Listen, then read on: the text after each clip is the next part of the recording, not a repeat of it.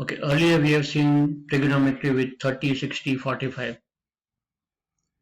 Now let us see trigonometry for other ratios like 23 and 52 and things like that.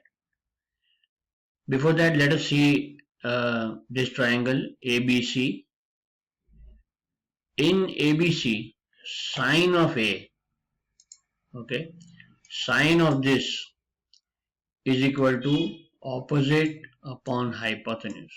Opposite is BC, which is BC upon AC, BC upon AC. But sine cos C, okay, let us see cos C. Cos C is equal to adjacent.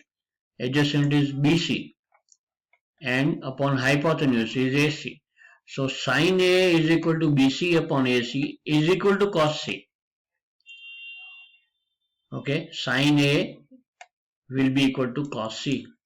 Similarly, sec C is of this angle is hypotenuse upon adjacent, and cosec A will be hypotenuse upon opposite.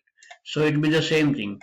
So sec C is equal to AC upon BC is equal to cos A.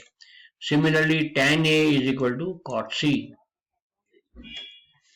Okay, let us take A as 32. So C will be 90 minus 32. Okay, so if we have sine A, or if angle A is given, then angle C will be 90 minus A. Okay, that is 90 minus 32 if 32 is given. So angle A, if it is given, C is equal to 90 minus A. Fine. So let us take an example. Sine of 32. Sine of 32 is equal to BC upon AC. And sec of 58. Sec of 58.